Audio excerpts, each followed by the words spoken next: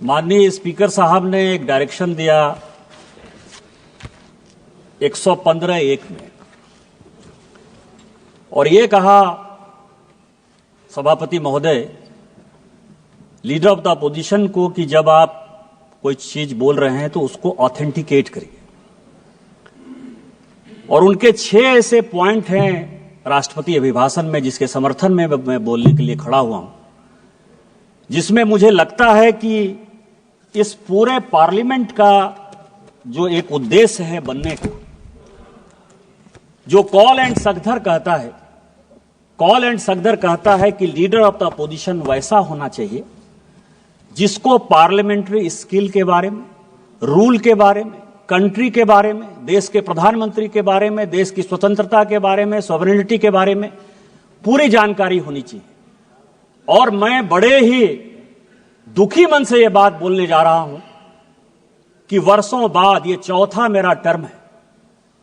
इस चौथे टर्म में मुझे पहली बार एक ऐसा लीडर ऑफ द अपोजिशन दिखाई दे रहा है जो दुनिया में भारत कैसे कमजोर हो, देश के कैसे टुकड़े हो, किस तरह की विदेशी ताकतों के साथ मिलकर यहां की सोसाइटी को बरगलाया जाए, गलत बयानी किया जाए।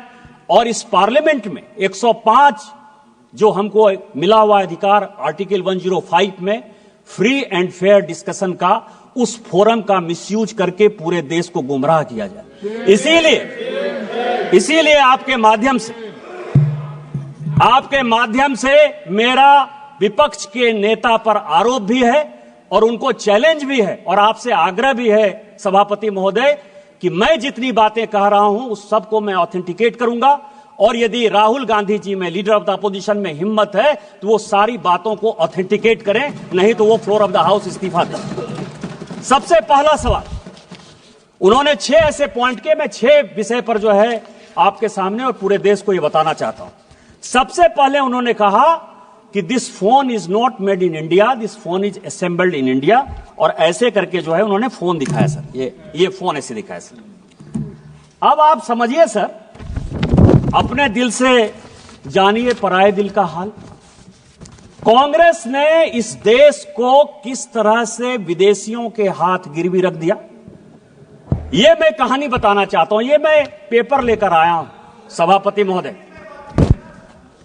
ये ITA 1 जब चिदंबरम इस देश के वित्त मंत्री थे, चिदंबरम जी इस देश के कॉमर्स मिनिस्टर थे, 96-97 में इंटरनेशनल टेलीकॉम एग्रीमेंट ITA 1, ये पूरे देश को जानने का सवाल है। ITA 1 में उस वक्त केवल 14 कंट्री सिग्नेटरी थे। पूरी दुनिया में 195 कंट्री है। चाइना उस सिग्नेटरी नहीं था, उसका पार्ट नहीं था। लेकिन इस देश को बेचने के लिए जो सॉफ्टवेयर, हार्डवेयर, इलेक्ट्रॉनिक्स, टॉयज, ये सब जो पूरी दुनिया में बनाते थे मैन्युफैक्चरर, यूरोपियन यूनियन के दबाव में इस सरकार ने और उस तत्कालीन वित्त मंत्री ने पैसे लेकर उस एग्रीमेंट को साइन कर लिया। और क्या साइन कर लिया ITA 1? कहा कि कोई भी कंपोनेंट आप लेकर आ जाओ, कोई भी कंपोनेंट हार्डवेयर का, इलेक्ट्रॉनिक का, टॉय का, कोई भी लेकर आ जाओ, 0% ड्यूटी लगेगी, 0% ड्यूटी। और जब आप वो एग्रीमेंट साइन कर लिए, धीरे धीरे करके सभी चीजों पर 0% ड्यूटी हो गई। टॉय पर हम नंबर 1 हुआ करते थे, खिलौने सभी चाइनीज आ गए।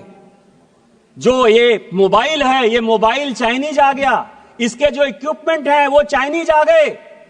आपने जब देश को बेच दिया, संजोग से ये पीयूष गोयल जी आ गए, कॉमर्स मिनिस्टर हैं, तो रोपा पेड़ बबूल का आम कहां से हो? आपने देश को बेच दिया, गिरवी रख दिया। 2014 के बाद जब इस देश में माननीय प्रधानमंत्री बने, उन्होंने कहा मेक इन इंडिया को आगे करेंगे, हमारे देश में मैन्युफैक्चरिंग सेक्टर आगे जाएगा। सारी टेलीकॉम कंपनियों को उन्होंने कहा आज तो असेंबलिंग हो रही है।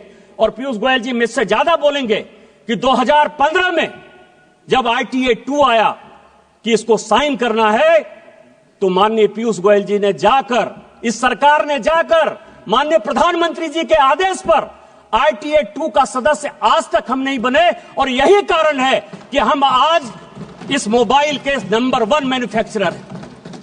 आप ऑथेंटिकेट करो। आप एआई की बात कर रहे हो, आप प्रधानमंत्री को मैन्युफैक्चरिंग समझा रहे हो, प्रोडक्शन समझा रहे हो, कंज्यूमर समझा रहे हो। आपने जो देश को गिरवी रखा, आपने जो देश को बेचा, यदि आपके पास प्रमाण है कि माननीय प्रधानमंत्री जी ने यहां के मैन्युफैक्चरिंग सेक्टर को नहीं बढ़ाया, चाइना को उन्होंने बैन नहीं किया, आज चाइना को कंपटीशन यदि हम नहीं दे रहे हैं, तो आप ऑथेंटिकेट करो, नहीं तो आप देश से माफी मांगो कि आपने माननीय प्रधानमंत्री जी के इमेज को खराब किया। दूसरा बॉर्डर का सवाल है। फिर मैं कहूंगा सर, मैं कई एक किताब कोट करके आया, उन्होंने कहा बॉर्डर में चाइना जो है लेके चला गया। वैसे राजीव रंजन सिंह जी मुझे बहुत कह रहे थे कि चौकीदार वाला बात कहा और सुप्रीम कोर्ट के जजमेंट से जो है भाग गया। ऐसे ही भगौड़ा है, झूठ बोलने की आदत है, कभी झूठ बोल दिया और कहीं दबाव आ गया तो वापस चले जाते हैं। लेकिन इस देश के बॉर्डर और सैनिकों के लिए बहुत इंपॉर्टेंट बात है। क्या बात कहा उन्होंने सर, कि माननीय प्रधानमंत्री जी, जिनके पीछे वो तीसरी बार देश के प्रधानमंत्री बने, 140 करोड़ लोगों का जो विश्वास है वो माननीय प्रधानमंत्री पर है, इसीलिए तीसरी बार उनको प्रधानमंत्री बनाया। दुनिया के फोरम पर जब वो जाते हैं तो आज दुनिया में चाहे रूस यूक्रेन वार हो रहा हो, चाहे यूरोपियन यूनियन में परेशानी हो रही हो, चाहे इजराइल में परेशानी हो रही हो, फिलिस्तीन में परेशानी हो रही हो, पूरी दुनिया भारत की तरफ देखती है। लेकिन ये किसने पैदा किया? मैं लेकर आया हूं सर आचार्य कृपलानी। सभी को जानने वाला सवाल है, आचार्य कृपलानी कांग्रेस के बड़े नेता थे।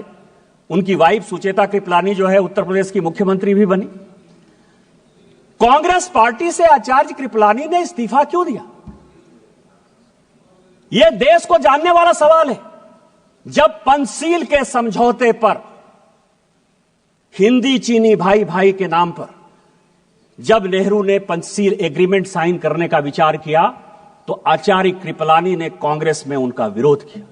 उन्होंने कहा आप देश को बेच रहे हो, आप तिब्बत को उसके साथ जाने के लिए मजबूर कर रहे हो, आप हमारे ऊपर एक दुश्मन को पैदा कर रहे हो और यह चलने वाला नहीं है और एक दिन चाइना हमारे ऊपर अटैक करेगा।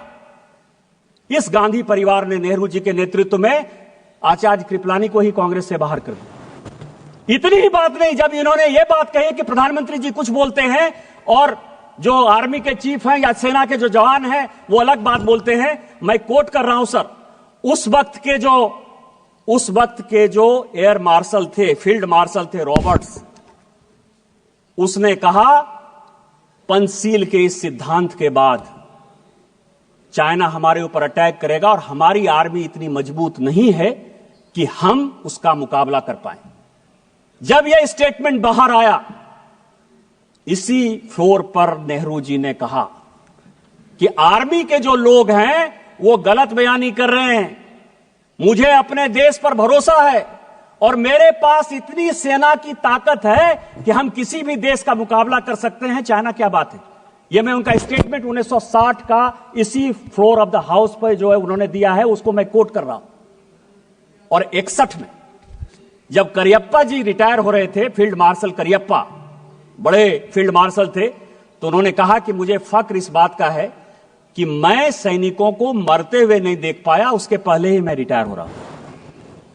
और जो 62 में हुआ यह पूरी दुनिया जानती। और उसके बाद क्या हुआ? लगातार हम चाइना के साथ बॉर्डर डिस्प्यूट में लगे हुए हैं। और मैं एक पेपर लेकर आया हूं सर कि 1981 में राहुल गांधी जी की दादी इंदिरा गांधी जी ने एक एग्रीमेंट साइन किया और उस एग्रीमेंट को साइन किया उस वक्त के चाइना के जो वित्त मंत्री थे, फॉरेन मिनिस्टर थे, आर्मी डिफेंस मिनिस्टर थे, हुआंग हुआ और इंदिरा गांधी के बीच में 1981 में समझौता हुआ। 1981 से लेकर 1987 तक जब इनके पिताजी भी बन गए इस देश के प्रधानमंत्री, 8 बार चाइना के साथ बायलैटरल हमने जमीन के लिए, बॉर्डर के लिए लगातार मीटिंग की, जो फेल हुआ। यदि चाइना ने नेहरू जी के समय जमीन नहीं लिया था तो इंदिरा गांधी ने वो कमेटी क्यों बनाई? राजीव गांधी ने वो कमेटी क्यों बनाई? 8 बार आपने उसकी 81 से लेकर 87 तक मीटिंग क्यों की? आप चाइना को पूरा का पूरा अक्साई चीन से लेकर पाकिस्तान जो आपने बनाया उस पर नहीं जाता। आपने सेना को घुसने दिया, आप लद्दाख तक पहुंच गए, आप अरुणाचल तक पहुंच गए, आपने तिब्बत को देकर हमारे माथे पर चाइना को बैठा दिया। आज माननीय प्रधानमंत्री जी के कारण एक बॉर्डर का डिस्प्यूट रिजॉल्व होता हुआ नजर आ रहा है। माननीय जयशंकर जी ने यही बयान दिया कि वो हमारे साथ बायलैटरल टॉक में है और जहां जो लाइन ऑफ एक्चुअल कंट्रोल था वहां पर दोनों सेना चली गई है। इस प्रधानमंत्री जी के जिस मजबूती के कारण चाइना आज पूरी दुनिया में परेशान नजर आ रहा है, आप जो है उस प्रधानमंत्री जी को प्रेज करने के बदले, पूरे देश में उनकी वाहवाही करने के बदले अपने चाहे नेहरू का समस्या हो, चाहे इंदिरा जी का समस्या हो, चाहे राजीव गांधी का समस्या हो, उस समस्या को जो है चूंकि आप रिजॉल्व नहीं कर पाए, आपने चाइना को माथे पर बैठा दिया। आज माननीय प्रधानमंत्री जी उसको रिजॉल्व कर देंगे तो आपका सारा विषय खत्म हो जाएगा, क्योंकि चाइना के साथ आपका एग्रीमेंट है। चाइनीज कम्युनिस्ट पार्टी के साथ कांग्रेस पार्टी ने क्या एग्रीमेंट किया है आज तक पूरी दुनिया को नहीं पता है। तो चाइना के एजेंट के तौर पर जो आप बैठे हुए हो, इस कारण से माननीय प्रधानमंत्री जी को बदनाम करने के लिए, देश को गुमराह करने के लिए बात कर रहे हो। आप on the floor of the house माफी मांगो और ऑथेंटिकेट करो इन चीजों को। तीसरा,